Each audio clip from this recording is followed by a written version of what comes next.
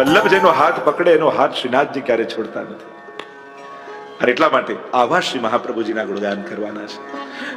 એ વલ્લભને જોવા માટે કેટલી દ્રષ્ટિઓ મળી છે. ક્યારેક ગુસાઈજીની નજરે મહાપ્રભુજીને જોયું, પોતાની નજરે ન જોશા. આપણી દ્રષ્ટિ લૌકિક હોય એટલે આપણને બધું લૌકિકતા દેખાય. એટલા માટે ભગવત સ્વરૂપોને જોવા માટે ભગવદીય અથવા આચાર્યોની દ્રષ્ટિ એમને નિહાળવા. આપણે આ કાની આપીએ છીએ કે મહાપ્રભુજીની કાનીથી, ગુસાઈજીની કાનીથી જેમ જગાવીએ ત્યારે પદ ગાઈએ, સ્મરણ કરીએ. આ શું કે હવે મારા લાલન જાગે, અમને એનું મુખારવિંદ હું જોઉં તો મહાપ્રભુજીની દ્રષ્ટિએ જોઉં. આ એમની કાને, એમનું સ્મરણ. હવે ગુસાઈજીની દ્રષ્ટિએ જો, જો મહાપ્રભુજી આ લાલનને ગોદમાં લે તો એમને કેવો રોમાંચ થાય. હવે એવા મહાપ્રભુજીના ભાવને હૃદયમાં પધરાવી હવે લાલનને ગોદમાં લઈશ.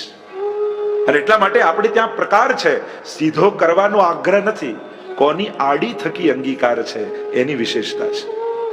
તમે સન્મુખ તો થયા, પણ એ સન્મુખ કોનો હાથ પકડીને ગયા એની પુષ્ટિ ભક્તિમાં વિશેષતા છે. કારણ ઠાકોરજી તો મહાપ્રભુજીથી બંધાયેલા છે અને મહાપ્રભુજીને વચન આપેલું છે, આપના દ્વારા જે જે શરણમાં આવશે એ જેવો છે એનો સ્વીકાર કરીશ. અને એટલા માટે જ્યારે પણ શ્રીજીની સન્મુખ જાઓ ત્યારે મહાપ્રભુજીનો હાથ પકડીને જજો. આપણે ત્યાં એટલે પ્રાચીન મંદિરોમાં એક ક્રમ હતો કે ત્યાં આચાર્યોની ગાદીજી બિરાજતી. જે પ્રધાન આચાર્ય હોય, જે ઠાકોરજીને પધરાવીને લાવ્યા હોય ગામમાં, એમની ગાદીજી બિરાજતી. અને પહેલા એમને દંડવત કરાય, એમની આજ્ઞા લેવાય અને પછી એમના સેવ્ય સ્વરૂપના દર્શન કરવા જોઈએ. કારણ એમની કૃપા થાય ત્યારે એ પ્રભુ આપણી સામે જુએ. આ વિવેક છે પુષ્ટિ માર્ગ. અહીંયા જાતે કરવાના આગ્રહ કરતા હાથ લગાવવાની મહત્તા વધારે છે. કે કોઈ ભગવતીને હાથ લગાવીએ, કોઈ આચાર્યોને હાથ લગાવીએ, કોઈની કાની થકી મારી કણિકાનો અંગીકાર થાય. આ વિવેક પુષ્ટિ માર્ગનો છે. અને એટલા માટે શ્રી મહાપ્રભુજીની આ ગાથા, એમના દર્શન કરવા છે તો દમલાજીની દ્રષ્ટિએ જુઓ, પદ્મનાભદાસજીની દ્રષ્ટિએ જુઓ, અમારા હરિરાયજીની દ્રષ્ટિએ જુઓ, ગુસાઈજી પરમ દયાલની દ્રષ્ટિએ જુઓ કે એમને શ્રી વલ્લભ કેવા લાગે છે. એટલે એમનું સ્મરણ કરી જ્યારે દર્શન કરો. અમારા હરિરાયજી તો કહે, સબન તે શ્રી વલ્લભ નામ ભલો, યાહી મેં યમુના, યાહી મેં ગોકુલ, યાહી મેં બ્રજ મંડલો, સબન તે શ્રી વલ્લભ નામ ભલો. કે મારા માટે તો મહાપ્રભુજીની ભીતર જ યમુનાજી છે, મહાપ્રભુજીની અંદર જ ગિરિરાજજી છે, મહાપ્રભુજીની અંદર જ વ્રજ મંડળ છે. મારા માટે તો સર્વસ્વ શ્રી વલ્લભ છે. યાહી મેં યમુના, યાહી મેં ગોકુલ. યમુનાજીની કૃપાલુતા આમનામાં બિરાજે છે. સમગ્ર બ્રજ વલ્લભ રૂપ સુરંગે, અંગ અંગ પ્રતિભાવન કે ભૂષણ, વૃંદાવન સંપત્તિ અંગ. जप तप तीरथ नेम धर्म व्रत, मेरे श्री वल्लभ प्रभु को. जप किसने किया? श्यामदास सुधा दमला जी. अरे अटारी पर बैठे रहते, कब मेरे महाप्रभु जी पधारेंगे? श्री वल्लभ, श्री वल्लभ, श्री वल्लभ, श्री वल्लभ. अखंड भगवत वल्लभ नाम श्री दमलाजी ना मुखમાં છે. અહીંયા ભાઈઓના ભાગલા પડે છે, આ ધન તારું, આ ધન મારું. અને દમલાજીનું ધ્યાન તો રાજમાર્ગ પર છે, ક્યારે મારા વલ્લભ પધારે. અને જ્યાં મહાપ્રભુજીને પધારતા જોયા, સીડી સુદ્ધા નથી ગયા, ઉપરથી છલાંગ લગાવી મહાપ્રભુજીના ચરણમાં પડી ગયા છે. તપ કોણે કર્યું? રામદાસ છે. ઉલટા ઉલટા ચાલે. મહાપ્રભુજી પૃથ્વી પ્રદક્ષિણા કરતા હોય, ઊંધા ઊંધા ચાલે અને બસ એક જ ભાવ, ક્યાંક મહાપ્રભુજીના ચરણમાં શ્રમ ન પડી જાય. કાંટા કાંકડા સાફ કરતા કરતા રસ્તા સાફ કરે. એકવાર પોતાના પગમાં કાંટો વાગ્યો, લોહીની ધારા વહે છે. મનમાં વિચાર કરે, જો હું ઊભો રહીશ તો શ્રી વલ્લભ જેનો ઉદ્ધાર કરવા જઈ રહ્યા છે, એમને ઉદ્ધારમાં આટલી ક્ષણોનો વિલંબ થઈ જશે.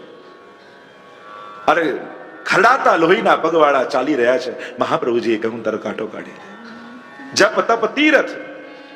શ્રી મહાપ્રભુજીને ભીતર શું નથી વિલાસ? નેમ ધર્મ. પદ્મનાભદાસજી દેખો, મહાપ્રભુજીના સુખ માટે ધર્મ ગીરવે રાખીને આવી ગયા. જ્યારે મહાપ્રભુજી ભોજન કરવા બિરાજ્યા હતા, વાર્તા પ્રસંગમાં આવે છે, અને પેલા કોઈ શેઠની ચોરી થઈ ગઈ અને પૂછવા આવ્યા કે મારું ધન કોણ લઈ ગયું? મહાત્માને પૂછું, આચાર્યને પૂછું. અને દરવાજા પર ઉભા છે પદ્મનાભદાસજી. પૂછ્યું, તારે શું જોઈએ છે? મારું ખોવાયેલું ધન, ચાલ મારી સાથે. બજારમાં લઈ ગયા અને કોઈને કહ્યું કે તું આને આટલું ધન આપી દે, પણ બદલામાં શું આપશો? કહ્યું, મારું ધર્મ ગીરવે રાખું છું. કારણ કે જેના માટે ધર્મ શ્રી વલ્લભ હોય, પછી બીજા સાધનરૂપ ધર્મને શું કરે? જપ તપ તીરથ નેમ ધર્મ વ્રત, મેરે શ્રી વલ્લભ પ્રભુ કો નામ. આ છે વલ્લભીઓના લક્ષણ. તો એવા શ્રી મહાપ્રભુજીના સ્વરૂપની આપણે ચર્ચા કરવાની છે.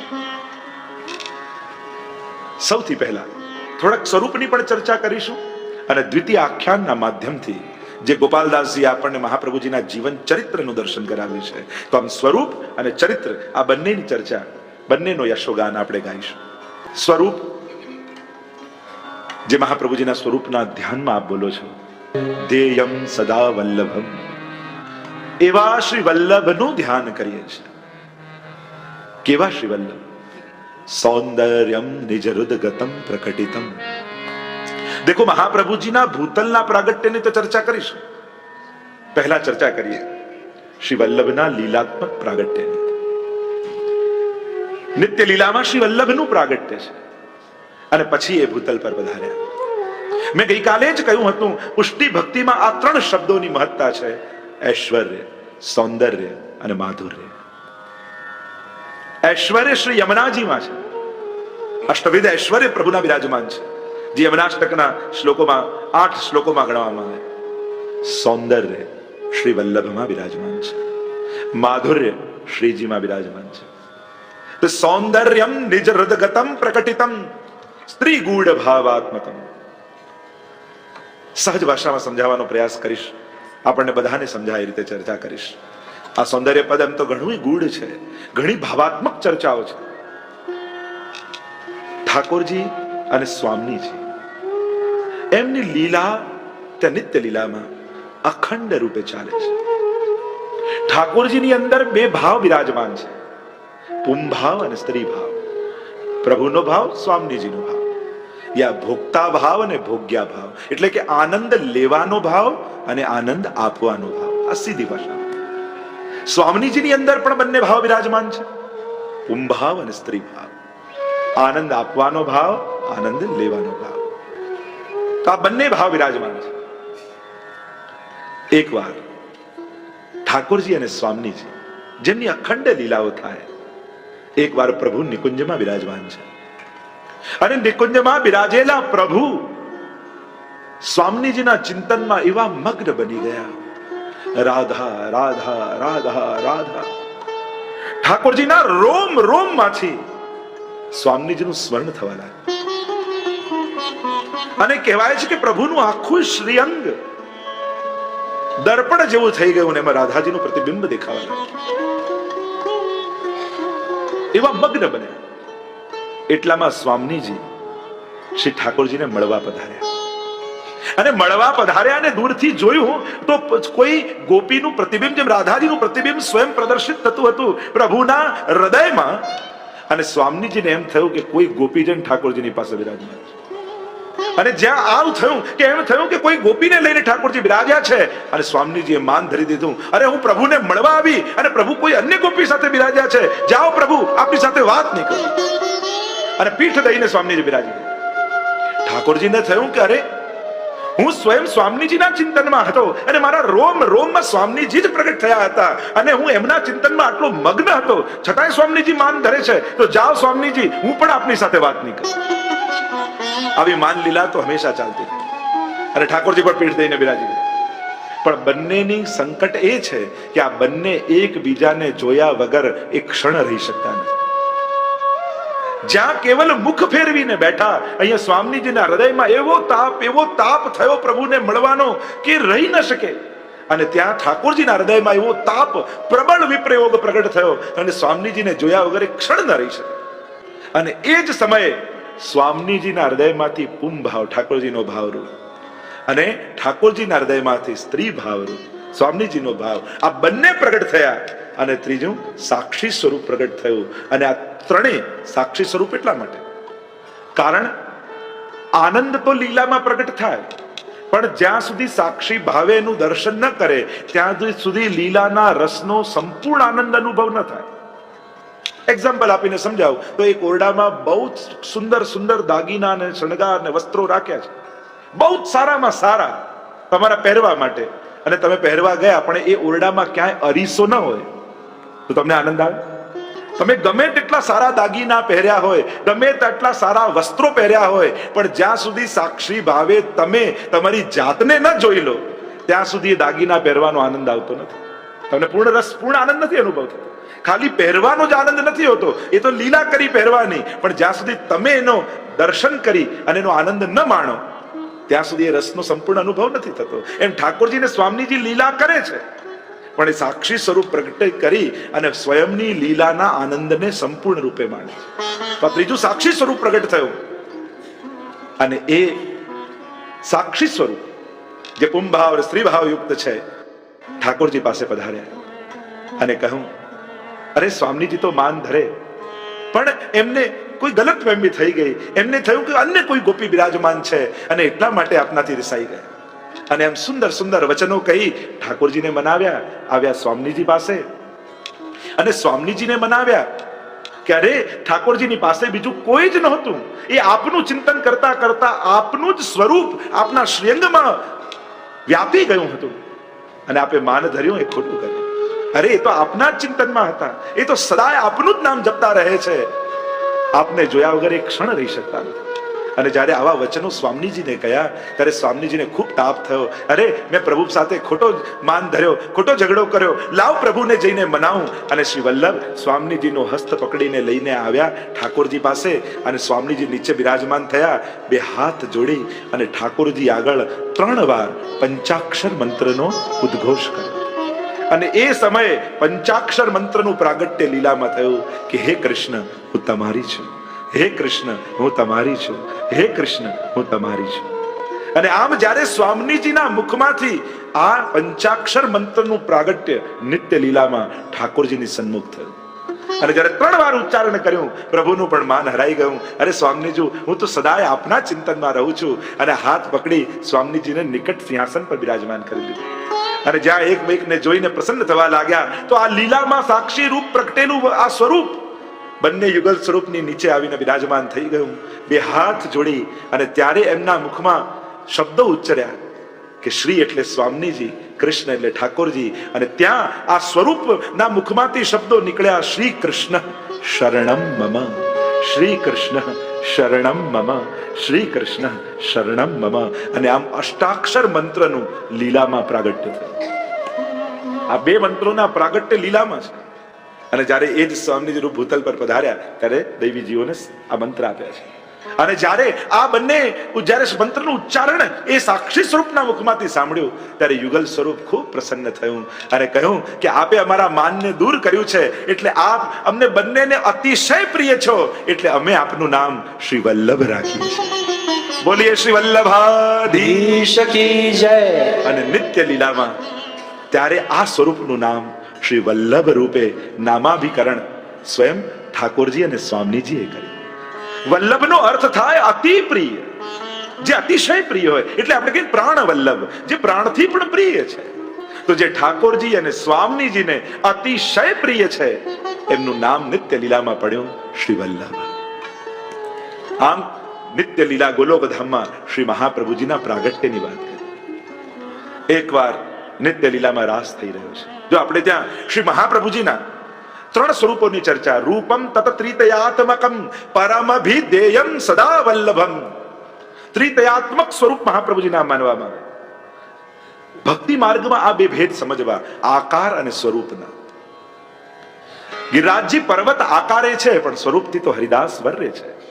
યમુનાજી નદી આકારે છે પણ સ્વરૂપથી તો નમત કૃષ્ણ તુર્ય પ્રિયામ, ચતુર્થ પ્રિયા છે. મહાપ્રભુજીનું પણ એક નામ સર્વોત્તમ સ્તોત્રમાં ગુસાઈજી કહે છે, સન મનુષ્યાકૃતિ. મનુષ્ય આકારે છે પણ મનુષ્ય નથી. સાધારણ લૌકિક મનુષ્ય જેવો દેહ નથી. પ્રાકૃત ધર્માનાશ્રયમ અપ્રાકૃત નિખિલ ધર્મ રૂપમિતિ નિગમ પ્રતિપાદ્યમ યત્ તચ્છુદ્ધમ સાકૃતિ સ્તૌમિ. પ્રાકૃત ધર્માનાશ્રયમ, અહીંયા પ્રાકૃત ધર્મનો આશ્રય નથી, અલૌકિક છે. અંગ અંગ પ્રતિભાવન કે ભૂષણ. એ તો વ્રજમાં થતી સમગ્ર લીલાનું રસમય સ્વરૂપ. એટલે મહાપ્રભુજીના સ્વરૂપોની ચર્ચા આચાર્યોની વાણીમાં અને ભગવદીયની વાણીમાં ક્યાંક એમને આનંદ સ્વરૂપ કયા, ક્યાં એમને રસ સ્વરૂપ કયા, ક્યાં એમને અગ્નિ સ્વરૂપ કયા, ક્યાં એમને સુધા સ્વરૂપ કયા. આવા અનેક પ્રકારના સ્વરૂપની ચર્ચા છે. અને એટલા માટે આકાર અને સ્વરૂપનો વિવેક વૈષ્ણવે સમજીને કરે. આકારથી શરૂઆત થાય પણ ભક્તિ તો સ્વરૂપની થાય, આનંદ તો સ્વરૂપ દાન કરે. અને એટલા માટે સ્વરૂપ જ્ઞાન હોવું જોઈએ. પુષ્ટિ ભક્તિ એ સ્વરૂપની ભક્તિ છે, સામર્થ્યની ભક્તિ નથી. મર્યાદા ભક્તિ એ સામર્થ્યની ભક્તિ. ભગવાન આવા દયાળુ, ભગવાન આવા કૃપાળુ, ભગવાન આવી કરુણા વાળા, આવા ગુણો સાંભળીને લોકોને ભાવ જાગે એ મર્યાદા ભક્તિ. અને જ્યારે સામર્થ્ય નહીં દેખાય ત્યારે એ જ પ્રભુમાં અભાવ પણ આવી જશે. પણ પુષ્ટિ ભક્તિ એટલે સ્વરૂપની, સ્વરૂપાસક્તિની ભક્તિ, કે પ્રભુ આપ ગમે તેટલા કઠોર થાઓ, અમને રડાવી રડાવીને વિરહમાં અમારો દેહ છોડવાનો વારો કેમ ના આવે, પણ અમે આપને પ્રેમ કરવાનું નહીં છોડીએ. આપ ગમે તેટલા કઠોર કેમ ન થાઓ, અમે આપના સ્વભાવને નહીં, અમે આપને પ્રેમ કરીએ છીએ. આપના સામર્થ્ય નહીં, આપની કોઈ ક્રિયાને નહીં, આપના કોઈ સ્વભાવને નહીં, આપની दयालुता कृपालुता ने नहीं, हम तो आपको प्रेम करते हैं. फिर आप सुख दो या दुख दो, पर हम तो आपको प्रेम करने वाली हैं, इसलिए आपकी प्रत्येक दी हुई चीज को भी हम प्रेम करेंगे. आपके दिए हुए सुख का भी आनंद लेंगे और आपके हुए दुख को भी माथे चढ़ा लेंगे, क्योंकि उनकी दी हुई चीज है. उनका गम भी हमें अजीज है, क्योंकि ये भी उनकी दी हुई चीज है. તમારું આપેલું દુઃખ પણ અમને પ્રિય છે, અને તમે આપ્યું છે, પ્રિયનું આપેલું તો અતિ પ્રિય લાગે. અને એટલા માટે શ્રી વલ્લભના રૂપમ તત ત્રિતયાત્મકમ, ત્રિતયાત્મક સ્વરૂપની ચર્ચા છે. જે સર્વોત્તમ સ્તોત્રમાં પહેલા 3 નામ શ્રી ગુસાઈજી પ્રભુ ચરણે આપણને બતાવ્યા, અને બાકી બધા જ નામ એમના સહાયક છે. આનંદ, પરમાનંદ, શ્રી કૃષ્ણાસ્ય. આ પહેલા 3 નામ જેમાં મહાપ્રભુજીના 3 પ્રકારના સ્વરૂપની ચર્ચા કરી છે. તો સ્વરૂપ જ્ઞાન કરવા માટે, કારણ કે જો વ્યક્તિ એક જ હોય પણ અનેક સ્વરૂપે બિરાજમાન હોઈ શકે, પ્રભુ એક જ છે પણ અનેક સ્વરૂપે વિદ્યમાન છે. શ્રી મહાપ્રભુજીના સ્વરૂપમાં આ 3ની વાત. પહેલું નામ સર્વોત્તમ સ્તોત્રમાં કહ્યું આનંદાય નમઃ. અને આનંદાય નમઃ કઈ રૂપમ તત ત્રિતયાત્મકમ, ત્રિતયાત્મક સ્વરૂપ મહાપ્રભુજીના, એનું પહેલું સ્વરૂપ, 3 પ્રકારના સ્વરૂપમાં પહેલું આનંદાય કહીને કહ્યું આપ સાક્ષાત પૂર્ણ પુરુષોત્તમ શ્રી કૃષ્ણ છો. કારણ કે વેદમાં બ્રહ્મની વ્યાખ્યા કરી છે આનંદ માત્ર કરપાદ મુખોદરાદિ, જે સર્વાંગ આનંદમય છે એ કૃષ્ણ છે. કૃષ્ણ શબ્દની વ્યાખ્યા છે કૃષિર્ભુવાચકો શબ્દ અશ્ચ નિવૃત્તિવાચક તયોરૈક્ય પરબ્રહ્મ કૃષ્ણિત્ય વિધીયતે. કૃષિર્ભૂ ભૂ સત્તાયામ, જેની સર્વત્ર આનંદ રૂપ સત્તા છે એ જ કૃષ્ણ છે. તો પ્રભુ રૂપ સાક્ષાત શ્રી વલ્લભ છે. આપણે ત્યાં તો હરિરાયજી કહે જે ઠાકોરજી અને વલ્લભમાં ભેદ જાણે એને આસુરી જાણવું. આ બંનેમાં જે ભેદ જાણે, કારણ ગુરુ ગોવિંદ હોવું ખડે એ તો મર્યાદા માર્ગની વાત છે. અહીંયા તો યહી તેહી તેહી એહી કછું ન સંદેહી. હું શ્રીજીને જોઉં તો એમના મુખમાં વલ્લભ દેખાય, અને વલ્લભને જોઉં તો જાકે રોમ રોમ પ્રતિ પ્રકટિત કોટી ગોવર્ધન રાય શ્રી વલ્લભ વરનું કહા બડા. શ્રી અમારા શ્રી વલ્લભના રોમ રોમમાં કરોડો ગોવર્ધનનાથના દર્શન થાય. આજે પણ શ્રીનાથજી બાબામાં મહાપ્રભુજીને જોવા હોય ને તો સ્નાન યાત્રાના દિવસે જવું શ્રીનાથજી દર્શન કરવા. એ ધોતી ઉપરણા ધારણ કરેલા શ્રીનાથજી બાબાના દર્શન કરો તો તમને એમ લાગે જાણે સાક્ષાત મહાપ્રભુજી ઠાડા ન હોય, એવા દર્શન થાય. તો બંનેમાં ભેદ થોડી છે. સૂર કહા કહે દ્વિવિધ આંધરો બિના મોલ કો ચહેરો. દ્વિવિધ આંધરો जिसको दो नहीं दिखाई देते ऐसा अंधा हूं. મેં ક્યારે ભેદ કરીને જાણ્યો જ નથી. કારણ કે જ્યારે સુરદાસજીને પૂછવામાં આવ્યું 1.25 લાખ પદ તમે ઠાકોરજીના રચ્યા પણ મહાપ્રભુજીનું એકે પદ ન રચ્યું, તબ સુરદાસજીને કહા ન્યારો દેખતો તો ન્યારો ગાતો. ભેદ જોયા હોત તો ભેદ કરીને ગાત. મેં તો હંમેશા વલ્લભને જ જોયા છે, ખાલી નામ શ્રીજીનું ધર્યું છે. છતાંય તમે કહો છો તો કહું છું દ્રઢ ઇન ચરણન કેરો ભરોસો. એક વલ્લભના નામમાં ભરોસો રાખવાથી શું થાય? જો તમે શબ્દો ગણો ને, દ્રઢ ઇન ચરણન કેરો ભરોસો, કેટલા થયા? 13. 13 અક્ષર થાય. તો વલ્લભના ચરણોમાં દ્રઢ ભરોસાથી શું થાય? અષ્ટાક્ષરના 8 અને પંચાક્ષરના 5 આ બંને મંત્રો સિદ્ધ થઈ જાય. ટોટલ થયા 13 ને, 8 ને 5 13. એટલે પહેલા દ્રઢઈને ચરણને કેરો ભરોસો એનું કરો તો 13 અક્ષર થાય. અષ્ટાક્ષર પંચાક્ષર સર્વ ગ્રંથ સહિત શ્રી વલ્લભના નામમાં એ છે પૂર્ણ પ્રતીત. દારામભાઈ એટલે જ કહે છે એક વલ્લભના નામમાં અષ્ટાક્ષર પંચાક્ષર શ્રીમદ ભાગવત સહિત શ્રી વલ્લભના નામમાં એ છે પૂર્ણ પ્રતીત. શ્રી વલ્લભના નામમાં બધું. યાહી મેં યમુના, યાહી મેં ગોકુલ, યાહી મેં બ્રજમંડલ. તો આનંદાય નમઃ કઈ કહ્યું છે કે આ વસ્તુતઃ કૃષ્ણ એવ, સાક્ષાત એ જ કૃષ્ણનું સ્વરૂપ શ્રી વલ્લભ છે. કોઈ એમ કહે અમે કેમ માનીએ? મર્યાદા માર્ગી કોઈ ભક્ત એમ કહે કે તમારે તો ગુરુ છે તમે કહો, અમે કેમ માનીએ? તો કહું કે અમે નહીં, આ તો પુરાણો કહે છે. ભવિષ્ય પુરાણમાં સ્પષ્ટ ઉલ્લેખ છે. મહાપ્રભુજી તો હમણાં 550 વર્ષ પૂર્વ થયા, પુરાણો તો 1000 વર્ષ પૂર્વ લખાયા, અને પુરાણોમાં સ્પષ્ટ નામ સાથે ઉલ્લેખ, અગ્નિ રૂપો દ્વિજાચાર્યો ભવિષ્યામિહ ભૂતલે વલ્લભો અગ્નિ રૂપ શાદ વિઠ્ઠલ પુરુષોત્તમ. દયારામભાઈ મહાપ્રભુજી પૂર્વ થઈ ગયા, નરસિંહ મહેતા પૂર્વ થઈ ગયા, અને નરસિંહ મહેતાએ ગાયું, શ્રી વલ્લભ વિઠ્ઠલ પ્રગટશે, પુષ્ટિ માર્ગ વિશદ કરશે, નિસ્સાધન જનતે તારશે. નરસિંહ મહેતાનો સમય 600 વર્ષ પૂર્વનું છે, અને પહેલા વધાઈયા પુષ્ટિ માર્ગના નરસિંહ મહેતા કહેવાય છે. કારણ કે બાકી અષ્ટ સખાઓએ મહાપ્રભુજી પ્રગટ્યા પછી વધાઈ ગાઈ, પણ નરસિંહ મહેતાએ તો મહાપ્રભુજી પ્રગટ્યા પહેલા ગાઈ છે, અને એટલા માટે એમને વધાઈયા કહેવાય છે પુષ્ટિ માર્ગ. તો આનંદાએ કહીને કહ્યું કે આ સાક્ષાત વસ્તુતઃ કૃષ્ણ એવ, સાક્ષાત પ્રભુનું જ સ્વરૂપ છે મહાપ્રભુ, એમાં કોઈ ભેદ જાણવો નહીં. અને એટલા માટે આનંદાએ કહ્યું, કારણ કે વેદમાં બ્રહ્મને આનંદ રૂપ કહ્યા, અને એ વેદમાં બતાવેલા બ્રહ્મ નંદ બાબાના ઘરે પ્રગટ થયા, એટલે તો નંદ મહોત્સવમાં આપણે કહીએ છીએ નંદ ઘેર આનંદ ભયો. કારણ કે વેદમાં બ્રહ્મને આનંદ રૂપ કહ્યો, એટલે કે નંદ ઘેર એ જ વેદનો આનંદ થયો. પણ કઈ રીતે, કયા નામે થયો? તો કે જય કનૈયાલાલ. પણ થયો છે આનંદ, પ્રગટ થયો છે બ્રહ્મ, અને એ જ લક્ષ્મણ ભટ્ટજીને ત્યાં પ્રગટ થયા. એટલા માટે પહેલું નામ આનંદાય નમઃ. તો વેદમાં આનંદ, નંદ બાબાના ઘરે આનંદ, અને એ જ આનંદ લક્ષ્મણ ભટ્ટજીના ઘરે આનંદ. અને એટલા માટે આનંદાય કહી, આનંદ રૂપ આપને કહ્યા, કૃષ્ણ રૂપ આપને કહ્યા. બીજું સ્વરૂપ મહાપ્રભુજી રૂપમ તત ત્રિતયાત્મકમ. તો મહાપ્રભુજીના એમ 3 સ્વરૂપ, વિરહાત્મક, સંયોગાત્મક અને ભાવાત્મક. વિરહાત્મક સ્વરૂપ વલ્લભ પોતે, રસાત્મક સ્વરૂપ શ્રી ગુસાઈજી, અને ભાવાત્મક સ્વરૂપ શ્રી દમલાજી. રૂપમ તત ત્રિતયાત્મકમ. તો બીજું સ્વરૂપ સમજાવતા કહ્યું, બીજું નામ સર્વોત્તમ સૂત્રમાં પરમાનંદાય નમઃ. આ મહાપ્રભુજીનું બીજું સ્વરૂપ. શ્રી વલ્લભને આ 3 સ્વરૂપે આપણે ભજીએ છીએ, સેવીએ છીએ, માનીએ છીએ. તે પ્રભુ રૂપ પણ છે, અને આ પરમાનંદાય કહીને કહ્યું એ સાક્ષાત સ્વામીજી રૂપ છે. સાક્ષાત સ્વામીજીનું સ્વરૂપ શ્રી મહાપ્રભુજી છે. કારણ આનંદને કોણ માણે છે લીલામાં? તો કહ્યું સ્વામીજી. પ્રભુને જે માણે અને આનંદને જે માણે એ પરમાનંદી થાય. એટલે પરમાનંદ આ નિત્ય લીલામાં સર્વોપરી આનંદ એ સ્વામીજીને થતો આનંદ છે. અને એટલા માટે એ પરમાનંદાય નમઃ કહી તમ સ્તોત્રમાં સંકેત કર્યો કે આ મહાપ્રભુજી સાક્ષાત સ્વામીજીનું સ્વરૂપ છે.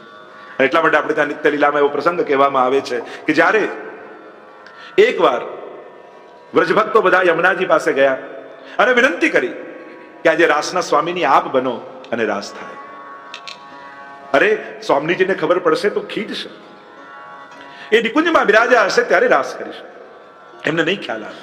બહુ આગ્રહ કર્યો ગોપીજનોએ, ત્યારે સ્વામીજી રૂપે મુખ્ય યમુનાજી બિરાજમાન થયા અને મહારાસ થવા લાગ્યા. મહારાસની ધ્વનિ શેખ સ્વામીજી સાથે નિકુંજમાં પહોંચી પાસે, કિંકણીઓના શોર પહોંચ્યા, મધુર ગાનના ધ્વનિઓ પહોંચ્યા. સ્વામીજીને થયું અરે મારા વગર મહારાસ. ભાગતા ભાગતા ભાગતા સ્વામીજી આવવા લાગ્યા. સર્વ ગોપીજનોને ખબર પડી, વ્રજભક્તોને ખ્યાલ આવ્યો, અરે શું કરીએ? યમુનાજીને ખ્યાલ આવ્યો સ્વામીજી પધારી રહ્યા છે, ખબર પડશે તો ખીજશે. એટલે યમુનાજી તો જલ પ્રવાહ રૂપે વહેવા લાગ્યા. અને વ્રજભક્તોને થયું કે અમે ક્યાં જઈએ? વિચાર થયો, પુષ્પનું સ્વરૂપ ધારણ કરી ફૂલની માલા બની ઠાકોરજીના શ્રી કંઠમાં બિરાજમાન થઈ ગયા. સ્વામીજી આવ્યા, ધૂળની ડમરીઓ ઉડતી દેખાઈ, હજી નાદના એ ગુંજારો હજી થઈ રહ્યા હતા. કહ્યું પ્રભુ આપ અહીંયા એકલા ઠાડા છો? મને તો એમ લાગ્યું ત્યાં કે અહીંયા મહારાસ થઈ રહ્યો છે, અને પ્રભુ મારા વગર રાસ. પ્રભુ બાઉન થઈને ઉભા રહ્યા. સ્વામીજી ચારે બાજુ જોવા લાગ્યા તો ટિકટમાં કલકલ કલકલ યમુનાજી વહી રહ્યા છે. ચારે તરફ દ્રષ્ટિ કરતા સ્વામીજીની દ્રષ્ટિ પડી ઠાકોરજીના શ્રી કંઠમાં રહેલા એ પુષ્પની માલા ઉપર. કહ્યું અરે આ માલાજી ક્યાંથી આવી? આવા પુષ્પો તો ક્યારેય જોયા નથી. નિશ્ચિત આ વ્રજભક્તો જે મારા વગર મહારાસ કરી રહ્યા હતા એ પુષ્પ બનીને માલાજીમાં બિરાજમાન થઈ ગયા. ઠાકોરજીની સન્મુખ નિકટ આવ્યા યમુના શ્રી સ્વામીજી, અને એટલા ખીજાયેલા હતા એ માલા પકડીને જ્યાં ખેંચી, તૂટ પડી મોતીન કી માલા, રાસ વિલાસ ગહે કર પલ્લવ. અને માલા તૂટી, અને જે નિત્ય લીલાના વ્રજભક્તો હતા, ભક્તો હતા, એ બધા ભૂતલ પર પડ્યા. એક વાર ઠાકોરજી મહારાસ કરી રહ્યા છે, અને રાસ કરતા કરતા પ્રભુનું મુખારવિંદ ઉદાસ જોયું. સ્વામીજી રાસ કરતા કરતા જ્યારે દ્રષ્ટિ પડી ઠાકોરજીના મુખારવિંદ પર, નિકટ આવીને કહે, પ્રભુ રાસમાં આપ ઉદાસ કેમ? ત્યારે ઠાકોરજીએ કહ્યું કે એ જે લીલાથી વિખુટા પડેલા જીવો એમની સુધી મને આવી રહી છે. આ રાસનો આપણે બધા તો આનંદ કરી રહ્યા છીએ, પણ જે લીલાના જીવો વિખુટા પડ્યા એ આ રાસના આનંદથી વંચિત છે. મને તાપ છે કે આ વ્રજભક્તો પાછા ક્યારે મારી લીલામાં પ્રાપ્ત થશે. મને એક એક વ્રજભક્તો પાછા લીલામાં પ્રાપ્ત થાય તો મને રાસનો આનંદ આવે. અને ત્યારે સ્વામીજીએ કહ્યું, પ્રભુ વચન આપું છું, મારે કારણે આ લીલાના જીવો ભૂતલ પર પડ્યા છે, તો હું પોતે ભૂતલ પર જઈ એક એકનું બ્રહ્મ સંબંધ કરાવી અને ફરી લીલામાં એમનો અંગીકાર કરાવી. અને આ સંકલ્પ લઈ સ્વયં સ્વામીજી ભૂતલ પર શ્રી વલ્લભ સ્વરૂપે પધાર્યા. અને લીલા હોતી જૂની નાતર લીલા હોતી જૂની, જો પે શ્રી વલ્લભ પ્રગટ ન હોતે વસુધા રહેતી. भाग्य न वल्लभ भूतल आए, पुष्टि महारस देन प्रगटे पुष्टि महारस देन. श्री महाप्रभु जी भूतल पर स्वयं स्वामिनी जी श्री वल्लभ रूप से आए. एक एक दैवी जीवों ने निकट गया, प्रतीक्षा न करी कि जे दैवी हसे आवશે મારી પાસે. ના ના, મારે કારણે ભૂતલ પર આયા છે તો એમના ઘરે જઈ અને એમનો સ્વીકાર કરી અને એમને બ્રહ્મ સંબંધ કરાવી ફરી લીલામાં અંગીકાર કરાવીશ. એટલા માટે તો આપણે ત્યાં ચરણસ્પર્શ પણ કરીએ તો ડાબો જમણો અને ડાબો કરીએ. ચરણસ્પર્શનો આ પ્રકાર છે, પેલા ડાબો પછી જમણો પછી ડાબો. કારણ કે લીલાના જીવો હતા એટલે પહેલા પુષ્ટિમાં હતા, એટલે પ્રભુનો પહેલા વામ અંગ ડાબો અંગ એટલે પુષ્ટિ અંગ એનો સ્પર્શ કરી, પછી આ ભૂતલ પર મર્યાદામાં આવ્યા એટલે જમણો સ્પર્શ. અને મહાપ્રભુજીએ કૃપા કરી ફરી લીલામાં અંગીકાર કર્યો એટલે પાછો ડાબો ચરણ સ્પર્શ. મહાપ્રભુજી ખુલ્લા ચરણારવિંદથી પૃથ્વી પ્રદક્ષિણા કરે છે. એ ભૂમિ પણ પોતાના ભાગ્યની સરાહના કરે. અને સઘળી જે ગોલોકની લીલા હતી મહાપ્રભુજીએ ભૂતલ પર પ્રગટાવી. કારણ કે જ્યાં સ્વામીજી પધારે વહાં સભી લીલાएं आ जाती. શ્રી મહાપ્રભુજી જ્યાં જ્યાં પધાર્યા, આ બેઠક ચરિત્રમાં પણ જુઓ ને, ભલે ગમે ત્યાં 88 ઋષિઓ નૈમિષ શરણમાં પધાર્યા તો એ પ્રગટ થઈ ગયા, વેદ વ્યાસજીની ગુફામાં ગયા તો વ્યાસજી પ્રગટ થઈ ગયા. જ્યાં જ્યાં શ્રી વલ્લભ પધારે ત્યાંની આધિ દૈવિક અને આધ્યાત્મિક જે દિવ્યતાઓ છે એ બધી પ્રગટ થઈ જાય છે. આ બધી જ લીલાઓ ભૂતલ પર પ્રગટાવી. નહીં તો આ બધું ભૂલાઈ ગયું હોય. જો ને, હજારો વર્ષ પહેલા થયેલા એ બધા ઉત્સવો આજે આપણા ઘરે ઘરે નથી થતા. આજે પણ એ નંદ મહોત્સવ થાય, આજે પણ હિંડોળા થાય, આજે પણ સાંજી થાય, આજે પણ દાન લીલા થાય. આ બધી જ લીલાઓ, નહીં તો આ બધી લીલાઓ જૂની વિસરાઈ જાય. પણ સ્વામીજી આ બધી ભૂતલ પર પ્રગટાવી. એટલે પુષ્ટિ માર્ગ એ ભૂતલનો માર્ગ છે. અહીંયા મર્યા પછીના વાયદા નથી કે અહીંયા જશો ને આ લોકમાં જશો ને પેલા લોકમાં જશો. કારણ કે ગયા એ કોઈ આવીને કહેતું નથી ક્યાં જઈને આયા. આપણે તો અહીંયા આનંદ માણવાનો છે. અને અહીંયા જે સુખ મળવાનું છે મહાપ્રભુજીની કાનીથી, એ ત્યાં લીલામાં નહીં મળે. ત્યાં તો અધિકાર અનુસાર સેવા મળશે. અને અહીંયા તો મહાપ્રભુજીએ બધો અધિકાર જ તમને આપી દીધો છે. ત્યાં અધિકાર પ્રમાણે સેવા છે ને અહીંયા તો અધિકાર જ તમારો ઠાકોરજી પર. મંગળાથી લઈને શયન સુધી, જન્માષ્ટમીથી વર્ષોત્સવનો ક્રમ શરૂ થાય પાછા જન્માષ્ટમી સુધી, આ બધોય આનંદ અહીંયા છે. અને એટલા માટે પુષ્ટિ માર્ગી જનોએ મર્યા પછી ક્યાં જઈશું એ ચિંતા નહીં કરવી, પણ ભૂતલ પર આયા છે તો કયો લાભ લઈ લેવો એની ચિંતા પહેલા કરવી. કે આ ભૂતલ પર એ વૈષ્ણવ દેહ મળ્યો, વૈષ્ણવના ઘરે જન્મ મળ્યો, ભગવત સેવા મળી. નહીં તો અમારે તો ગોપાલદાસજી કે તેને ઉપર રહ્યા દેવ ધિક્કાર બોલે કણિકા ન ચાખી. કે આ તને વૈષ્ણવ દેહ મળ્યો, વૈષ્ણવ કુળમાં જન્મ મળ્યો, ઘરે ભગવત સેવા મળી, તોય તું રંચક ભગવત સેવાનો લાભ ન લઈ શક્યો, તો તેને ઉપર રહ્યા દેવ ધિક્કાર. એનાથી મોટો દુર્ભાગી કોણ હોય? અને એટલા માટે મહાપ્રભુજીએ કૃપા કરીને આપણને ભગવત સેવાનો અધિકાર આપ્યો.